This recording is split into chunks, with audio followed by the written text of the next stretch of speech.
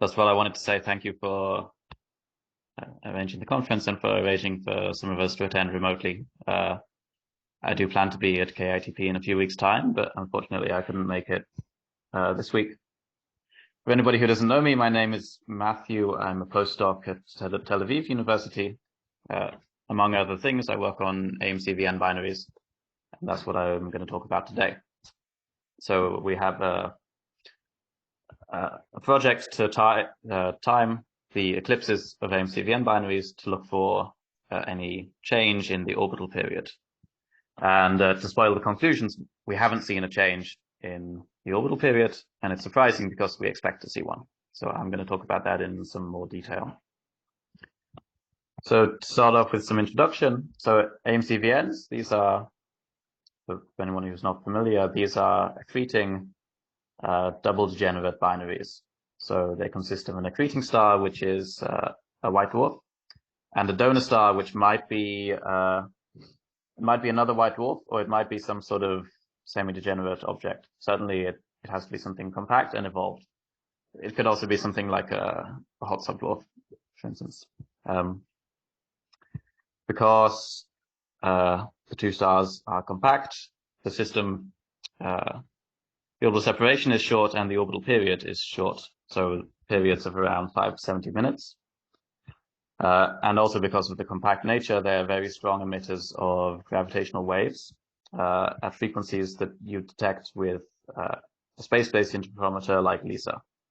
And in fact, AMCVNs are expected to be among the brightest resolved systems that LISA will detect. And that gravitational wave emission is expected to drive the period evolution of the system, and it should be a period evolution that we can measure on human timescales. Okay, so gravitational wave driven in-spiral has been detected in a number of detached double white dwarf systems and detected quite conclusively. So I'm showing 4 here. The figure on the right-hand side is from a paper by Kevin Burge. This is a O-C diagram, so it's a plot of how early or late an eclipse comes if you assume a constant orbital period. So in this case, the eclipses come earlier and earlier because the system is inspiraling, so the orbital period is decreasing.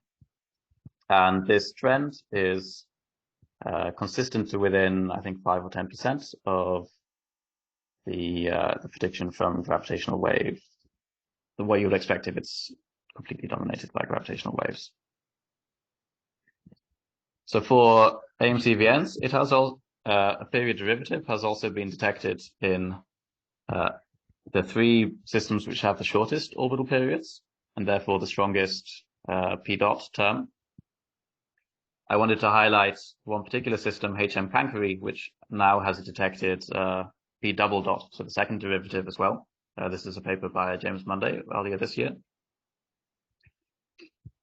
So these are the 3 systems with the shortest orbital periods, all less than about 10 or 11 minutes.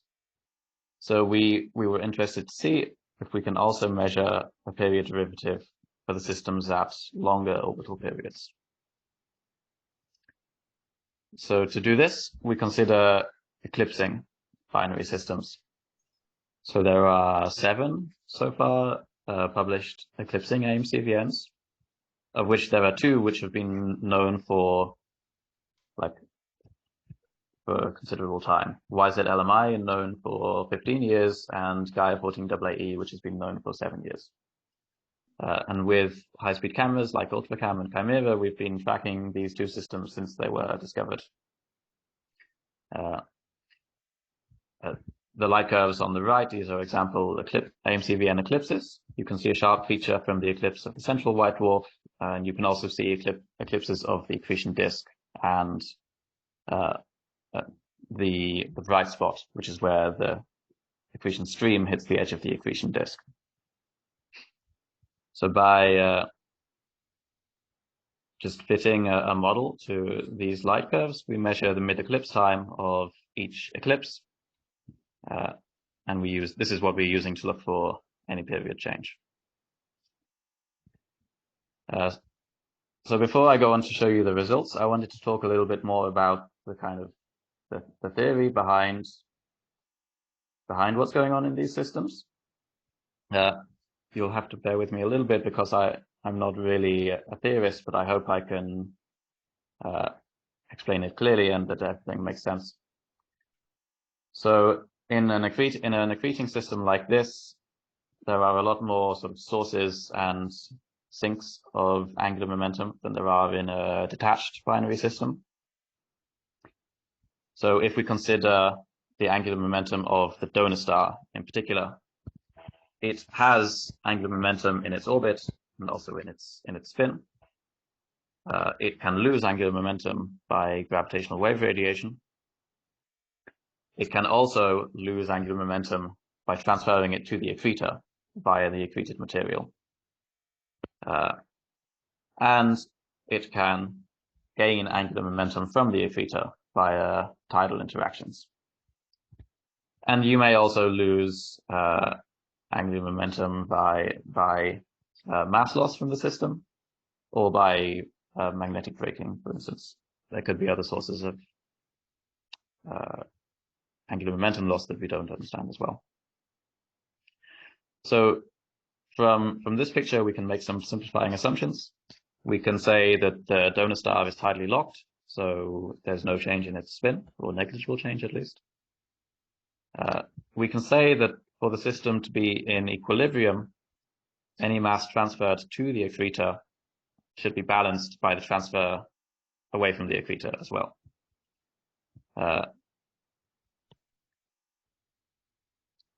And we can also assume that mass transfer is negligible. As far as we understand, there should be very little magnetic braking in AMCVMs, because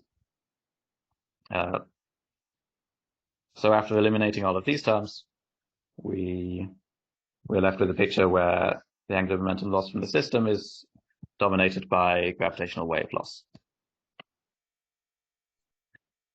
And in that situation, we can predict what the period change should be using these equations. The top equation is from Christoloy et al.'s paper, and the bottom equation is the standard formalism for gravitational wave radiation. So the angular momentum loss by gravitational wave radiation we can predict using only measured properties, the masses and the orbital separation. To translate that to the period change, we also need one property that we don't know observationally, and that's the donor response to mass loss, which is basically dr by dm of the donor. So how does its radius change as it loses mass? That property, dr by dm, it can be estimated theoretically. So for instance, on the right-hand side, I'm showing some donor evolutionary tracks from a paper by Sunny Wong. In the top panel, you see donor radius as a function of mass for various initial conditions of the donor star. And below, he plots just the gradient of these lines, which is this xi parameter, dr by dm. So you can see that we can take a fairly canonical, like a typical value of about around minus 0.2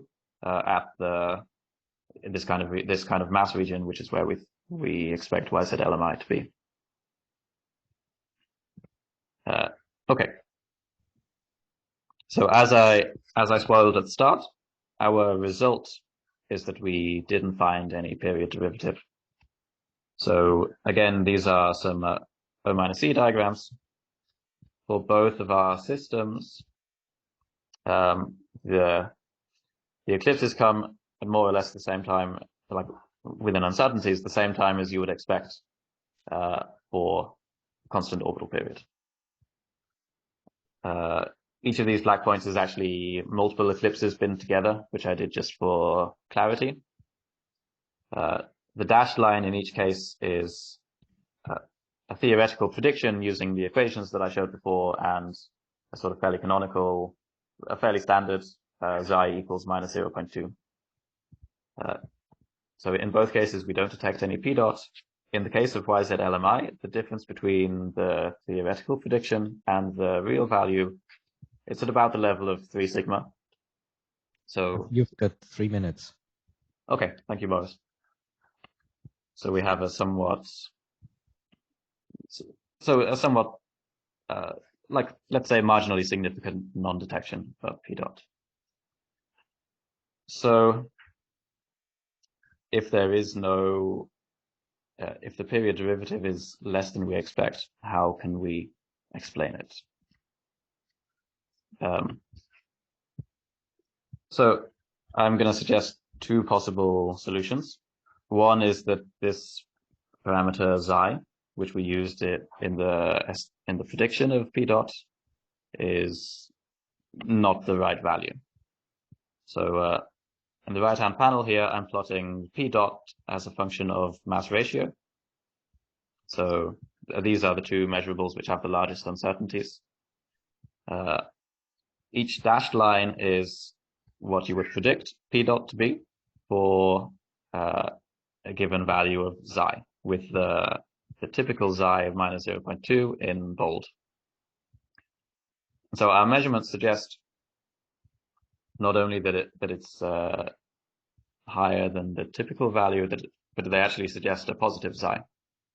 So a donor that contracts as it loses mass, which would be somewhat surprising since we think that it should be degenerate.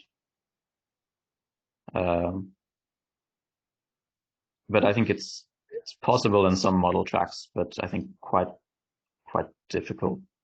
Possible, but quite unlikely, perhaps. And the second possible explanation is that when we simplified our equation to predict p dot, perhaps we made some bad assumptions. In particular, I said, let's assume that these 2 terms balance each other out. And while that should be true on over secular timescales, it might not necessarily be true over a timescale of years that we're measuring. So it might be that, for instance, mass transfer rate can vary, and this tidal redistribution term might have some characteristic timescale by which it changes to match the changed mass transfer rate.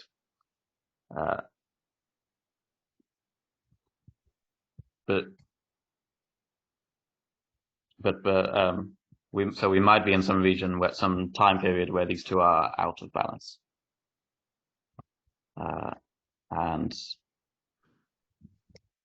Yes, so I will end by showing some evidence, I think, that the mass transfer rate in this system has changed. So this is a plot of the dwarf nova outbursts from YZ LMI. It's a light curve from the whole time that a YZ LMI has been known. Each set of high points is 1 dwarf nova outburst. So people who are unfamiliar, dwarf nova outbursts caused by buildup of material in the accretion disk of the binary system. And there was a time period where no dwarf outbursts were seen. In particular, so this CRTS data has the same cadence throughout. So the fact we see some outbursts and then we stop seeing them, I think it's hard to explain it as an observational bias. It suggests some real change in what's happening in the system. An obvious way to suggest that would be that m dot has decreased during this time period and then increased again here when the outburst started. Matthew, time is up. Okay, thank you. Okay, so I will leave you with my conclusions. So the conclusion is we didn't detect p dot. My favorite suggestion for why is that what we're seeing on a timescale of years is not the secular p dot. Thank you for listening. I'm sorry for running over. Thanks, Matthew.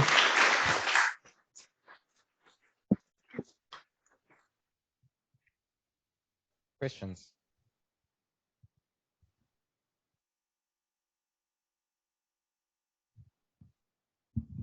Super interesting talk. I just wanted to comment. I like your solution better than the other solution where you vary the free parameter. And the reason is if the p dot in the long term was indeed zero, then you'd have sort of a rates issue, right? Of the systems just don't evolve in period at that point. And then you've got sort of a really confusing problem on your hand. Like one thing I meant to ask you is if the sort of dm term is indeed so that the donor is still shrinking basically as you remove matter, does that mean that's not post-period minimum? Like what does that actually imply? Yeah, actually, it's a good point that I hadn't thought of. Yes, right. The average P dot must be not zero for the system to keep evolving, right? Yeah. Unless maybe if you could evolve in and just stop at some period, like it's not a period minimum, it's just a period where you freeze and your P dot goes to zero. Maybe that could be one way to explain it in scenario one. But in general, I prefer your solution two as the explanation. Yes. I also prefer solution two, I think. But for your other question, what does it mean if Xi is positive? So if the donor is shrinking as it loses mass? I think this is possible. So for anybody who's not familiar, there's several different suggested formation channels for AMCVNs. In the kind of two most popular channels, AMCVNs form at very short periods and then evolve out to long periods. So they are all post-period minimum. In the third channel, where AMCVNs, it descends from a CV that has an evolved donor. In those, the period minimum isn't necessarily at the very short period end. I think depending on your donor's initial properties, the period minimum can really happen, I think, anywhere in the AMCVN period distribution, but it's more likely to be at longer periods. So I think theoretically it's possible for this to be, for some system to be an evolved CV, which is going through a period minimum at like half an hour, which could explain YZLMI. But I think that the probability of such a channel would be like particularly low, is my understanding.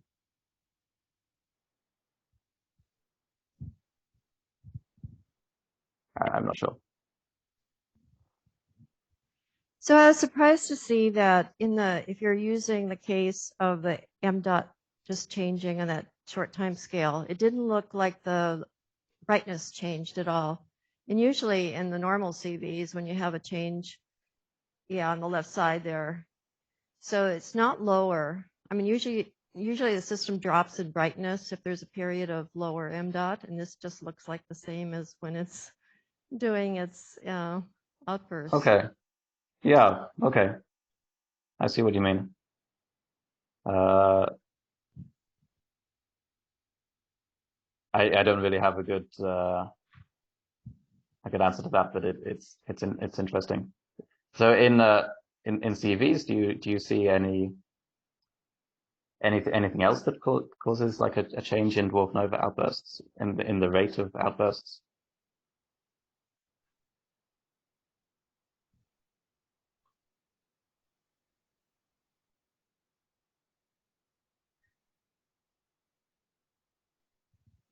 Hi, my name is Chris. And if these double degenerate binaries are not evolving the way that we think they are, how do you think that affects the rate that we should expect type 1a supernovae to come from the double degenerate channel?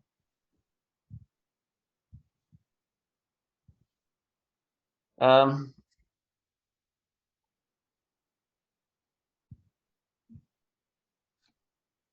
not sure. I would say, at least I would say that I think the most likely explanation for this difference in P dot that we're seeing is not really that it's evolving differently on a long term. It's just that what we're seeing is not the long term evolution, but some short scale fluctuation. If there was some difference in the long term evolution, I'm not sure what the overall effect would be actually, but it could be interesting. Yeah. Thanks. Just along those lines, it's just, I guess it's my feeling that these systems that would form AMCVN likes probably they're just a very different evolutionary channel, or a number of the evolutionary channels and the properties of the binaries leading to these particular systems are not the same as those that would make type 1As through double degenerate mergers. So I don't think, my feeling is it wouldn't make a very big difference, I guess. I could be wrong. Okay, yeah, thanks. Okay, if there are no further questions, let's thank Matthew again. Thank you, everybody.